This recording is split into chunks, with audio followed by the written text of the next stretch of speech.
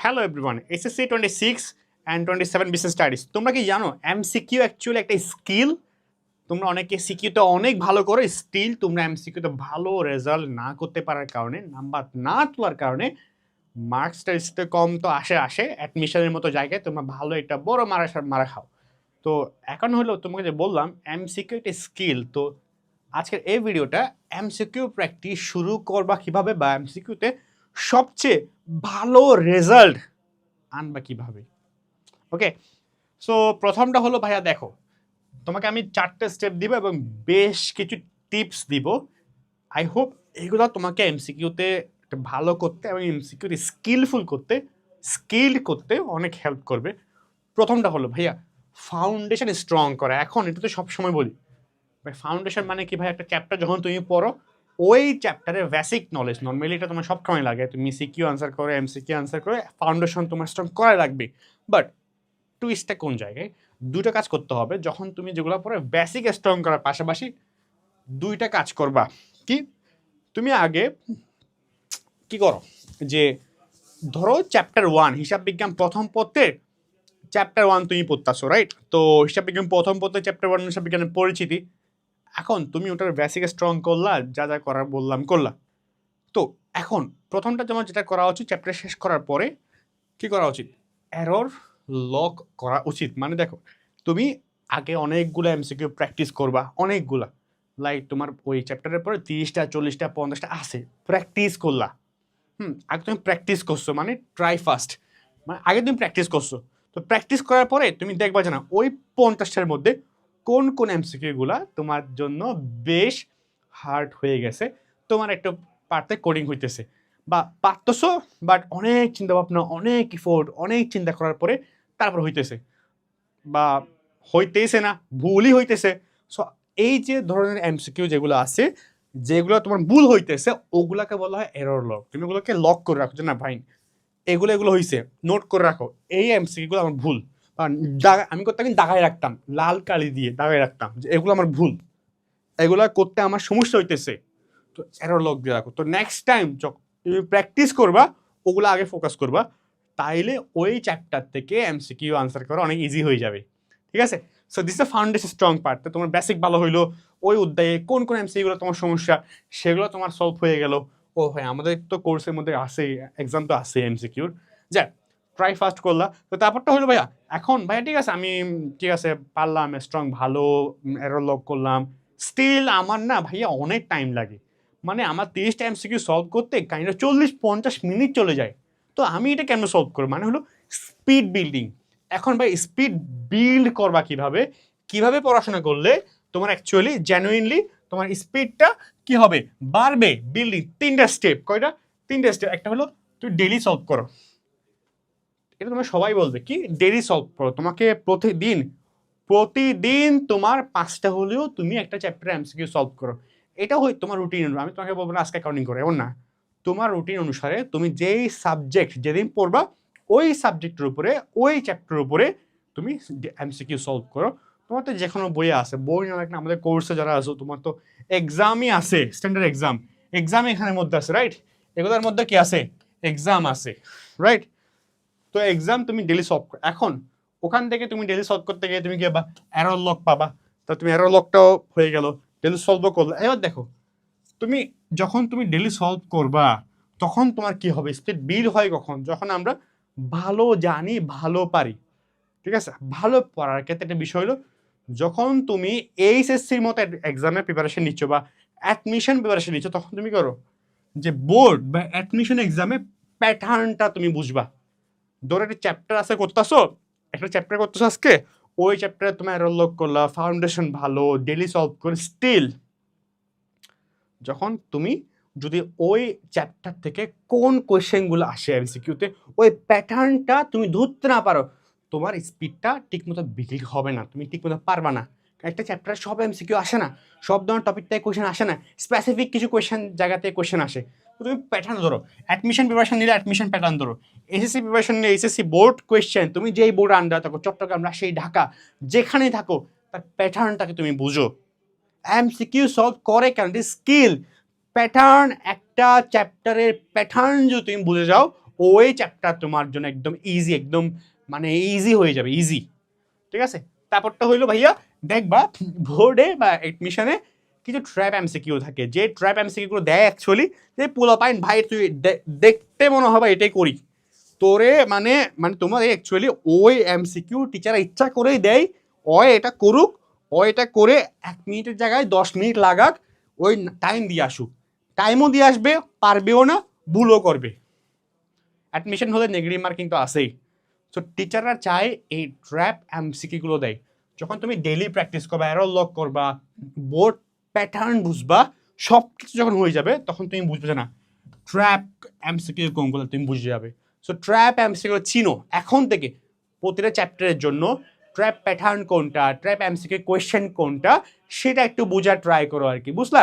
So তারপর যে পার্টটা আছে এটা হইলো কি জানো, ট্র্যাপ এমসিকিউ বুঝে গেলা, তাহলে মোটামুটি তোমার সলভ। তারপর যে প্যাটার্নটা আছে ভাইয়া এক্সাম সিমুলেশন।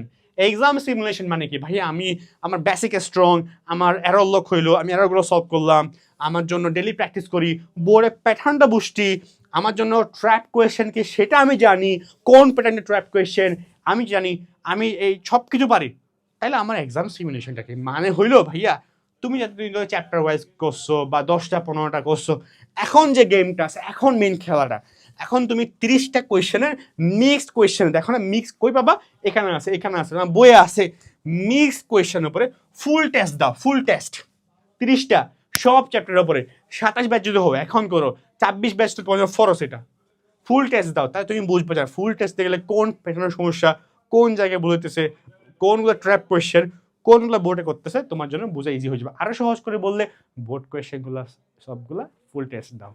ঠিক আছে, তারপর হইলো ভাইয়া মাথায় রাখবা এক্সাম সিমুলেশন একটা পার্ট কি, ফুল টেস্ট দিতে হবে। তারপর একটা এমসিকিউ দেখো, তোমার ঘরে বসে এক্সাম দেওয়া আর অ্যাডমিশনের হলে বসে বা এসএসসি বোর্ডের হলে বসে এক্সাম দেওয়া ইজ নট সেম। ওখানে প্রেশার, ওখানে এনভায়রনমেন্ট, ঘরের এনভায়রনমেন্ট নেভার সেম। ঘরে আরামসে বৈশা সুপারের উপর পায়ের উপর পা দিয়ে টেবিলের উপর বৈশা তুমি এক্সাম দিচ্ছ ভাই, ওখানে তুমি বাকিদের দেখলে হইতে পারে না করুক, বাট হইতে পারে তোমার প্যানিক হইতে পারো। সো নো রিস্ক, বাট সতর্কতা থাকলে কোনো লস নাই। তো একটা এমসিকিউ এর জন্য তুমি বাসায় এখন যখন আসো তুমি 45 সেকেন্ডস, এর থেকে বেশি ইনশাল্লাহ নিবা না। ঠিক আছে, দ্য লাস্ট ওয়ান, এটা লাস্টে এখন দুটা এমন পয়েন্ট বলবো, বিলিভ মি তোমার পুরো এই ভিডিও দেখা সার্থক হয়ে যাবে তোমার। কি একটা হলো মার্ক অ্যান্ড মুভ, কি বললাম, মার্ক অ্যান্ড মুভ মানে অ্যাডমিশন বেসিস যেটা হয় বা 30টা এমসিকিউ আছে, তাহলে অনেকে বলবে ভাইয়া 5 নাম্বার এমসিকিউ সলভ করতে গেছে, ভাইয়া 5 নাম্বার তো পারি না, এখন কি করতে হবে, ওকে সলভ করি করি করি করি দেখা যায় তুমি অনেক সময় দিয়ে আসো, তার 6 নাম্বার যাওই না তুমি। ভাই শুনো, তুমি 1 মিনিট খরচ করে 1 নাম্বার পাইতে পারো, আবার 10 থেকে 5 থেকে 4 মিনিট খরচ করে তুমি 1 নাম্বার পাইতে পারো। এখন তুমি ডিসাইড করো, তুমি কি 1 মিনিট এক্সপেন্স করে 1 মিনিট খরচ করে তুমি 1 নাম্বার পাবা, নাকি তুমি 4 থেকে 5 মিনিট খরচ করে 1 নাম্বার পাবা, ডিসাইড ইউর্স। মানে তুমি ডিসাইড করো অ্যাকচুয়ালি, কারণ তুমি ওয়াইজলি ডিসাইড না করলে এক্সামে অ্যাডমিশন বলো এসএসসি বলো তুমি পিছাই যাবা, তখন দেখবে 30টা সলভ করতে করতে 1 ঘন্টা হয়ে গেছে, 1 ঘন্টা সময় তো নাই। ঠিক আছে, সো মার্ক অ্যান্ড মুভ মানে 5 নাম্বার সলভ করতে গেছি, পাচ্ছি মার্ক করলাম, আনসার দিলাম, 6 নাম্বার পারতেছি না, ওকে ফাইন, পরে দেখবো, 7 নাম্বারে গেলাম সলভ, 8 নাম্বার পারতেছি না, ওকে ফাইন, 9 নাম্বারে গেলাম, যেগুলো যেগুলো পারো নাই সেগুলো এগুলো কি মুভ, সেগুলা সবগুলো 30টা সলভ করার পরে আবার সেগুলো থার্ড দিবা, যে না শুরুর থেকে এটা পারি, এটা কি হইতে পারে চিন্তা করে আনসার করো আনসার করো আনসার করো। তোমার যদি এটা ভালো হয় তাইলে এই মার্ক অ্যান্ড মুভে তোমার খুব বেশি এমসিকিউ পারবে না এমনটা হবে না। ঠিক আছে, এটাই। এখন এখন এখন কিছু কিছু এখানে বিষয় আছে, কি কিছু হলে এলিমিনেশন প্রসেস। এলিমিনেশন প্রসেস নিয়ে আমি প্রি অ্যাডমিশন যে ভিডিও আছে, কোয়েশ্চেন সলভিং যে ভিডিও আছে, মেইনলি আমার একটা ভিডিও আছে কোয়েশ্চেন সলভিং ভিডিও, ওখানে একদম হাতে কলমে এগুলো বুঝাইছি আমি তোমাদেরকে কেমন সলভ করতে হয়, দেখে নিবা। এখন এতটুকু পড়লে মোটামুটি তুমি বুঝবা যে না ঠিক আছে। এখন আর একটা পয়েন্ট বলি, শুধু আমরা যখন পড়াশোনা করি আমরা কি এসএসসির জন্য পড়াশোনা করি না, আমি বলবো তুমি যখন পড়াশোনা করতেছো ভালো মতোই করো, তুমি যখন পড়ার টেবিলে বসে 1-2 ঘন্টা দাও, 1-2 ঘন্টা যখন তুমি পড়তাছোই, যখন তুমি পড়তে বসছোই, তাহলে এমনভাবে পড়ো তোমার এই সময়টা প্রপারলি ইউজ হয়। এখন ভাইয়া ঠিক আছে, যখন তুমি পড়াশোনা করতেছো, তোরা হিসাব বিজ্ঞানে পড়তে বসছো, ইংরেজি পড়তে বসছো, বাংলা পড়তে বসছো, বাংলা একটা চ্যাপ্টার গদ্য তুমি ভালো মতো শিখছো, হিসাব বিজ্ঞান একটা চ্যাপ্টার তুমি ভালো মতো শিখছো, সিকিউ প্র্যাকটিস করছো, এমসিকিউ প্র্যাকটিস করছো বোর্ডে। আচ্ছা ভাইয়া, তুমি তো আর 3 মাস পরে আর 1 বছর পরে অ্যাডমিশন এক্সামে বসবা, আর 2 বছরে অ্যাডমিশন এক্সামে বসবা, তখন তোমার তো অ্যাডমিশন কোয়েশ্চেন সলভ করতে হবে না। আরো ইজি করে যদি বলি, তুমি প্রতিটা চ্যাপ্টার পড়ার পরে প্রতিটা চ্যাপ্টার শেষে দেখবা, প্রতিটা চ্যাপ্টার শেষে ওই চ্যাপ্টার থেকে অ্যাডমিশন এমসিকিউ থাকে। তুমি ফাইন্ড আউট করো এই চ্যাপ্টার থেকে একটা দিন টাইম দিলে না, আর 10 ঘন্টাও লাগে না করতে গেলে, 2 থেকে 3 ঘন্টা টাইম দিলে এগুলো ইজিলি বের করা যায়। বা বইয়ে তো দেওয়াই, এখন তো বইগুলো দেওয়াই থাকে এগুলা, এই বছর এই চ্যাপ্টার থেকে এই টপিক থেকে কয়টা অ্যাডমিশন এমসিকিউ আসছে, তাই না? তোমাকে তো বললাম যে প্যাটার্ন, এই প্যাটার্ন যখন তুমি তখন তো বুঝে এমনিতে যাবা। তো একটা চ্যাপ্টার শেষ করার পরে ওই চ্যাপ্টার থেকে, ওই অধ্যায় থেকে কয়টা এমসিকিউ অ্যাডমিশন আসছে, আমি ওই অ্যাডমিশন এমসিকিউগুলো পড়ে নিলাম, তাইলে আমার অ্যাডমিশন প্রিপারেশন হয়ে গেল, এসএসসি হয়ে গেল, সবই হয়ে গেল, টেনশনের কোনো দরকারই নাই। এটা এটা এটা মাস্ট, এটা ম্যাক্সিমাম মানুষ করেই না। Please do it. অ্যাডমিশনে 60 নাম্বার, ঢাকা ইউনিভার্সিটিতে 60 নাম্বার শুধুমাত্র এমসিকিউ থেকেই আসে। তো ভাই তুমি একটু পড়াশোনা, একটু প্রতিটা চ্যাপ্টার শেষে ওটা এমসিকিউ দেখে নিলেই তো হয়, শেষ। অ্যান্ড এটাই এবার তিনটা একটা পয়েন্ট, কি 3টা পয়েন্ট হলো, তুমি যদি 27 ব্যাচ হও, 26 ব্যাচ হলো অবভিয়াসলি, এসএসসি ছাড়া এখন থেকে ক্যালকুলেটারের ব্যবহার কমাইতে হবে। এখন থেকে সেকেন্ড ইয়ারে যারা আসো তারা এখন থেকে ক্যালকুলেটার কমাও, এখন থেকে কমাও। জানি তোমার এসিতে ক্যালকুলেটার ইউজ করে দিবে, স্টিল অ্যাডমিশন দিবি না, এখন থেকে প্র্যাকটিস করো না। সেটা হুট করে 3 মাস আগে বললেই এটা হয় না।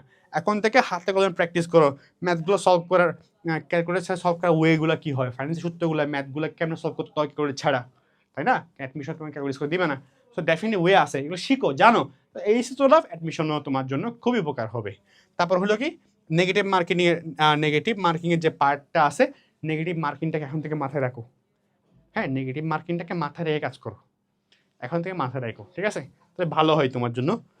তারপরটা হলো কি, এখন থেকে টাইপ, এটা বারবার ধরে বলি, কোয়েশ্চেন ব্যাংক যখন পড়বা, এই যে প্রতিটা চ্যাপ্টার শেষে যখন তুমি পড়বা অ্যাডমিশনে কোয়েশ্চেন সলভ করবা, তখন দেখবা এই চ্যাপ্টার থেকে অ্যাডমিশনে যদি এই 5টা কোয়েশ্চেন আসে, আচ্ছা এই 5টা কোয়েশ্চেন যদি আসে, তাহলে প্রতিটা চ্যাপ্টার থেকে ধরো তুমি হিসাব বিজ্ঞান প্রথম অধ্যায় থেকে সলভ করতেছো, দেখতেছো এইখান থেকে অ্যাডমিশনে গত বছর সমূহে 5টা কোয়েশ্চেন দিছে, তাহলে ভাইয়া এই 5টা কোয়েশ্চেন ঠিক কোন টাইপের, একটা চ্যাপ্টারে অনেকগুলো টাইপ থাকে, অনেকগুলো থিওরি থাকে, কোন স্পেসিফিক থিওরি থেকে দিছে, কোন স্পেসিফিক ম্যাথ থেকে দিছে, টাইপটা কি, প্যাটার্নটা কি, টাইপ এই টাইপটাকে আইডেন্টিফাই করো।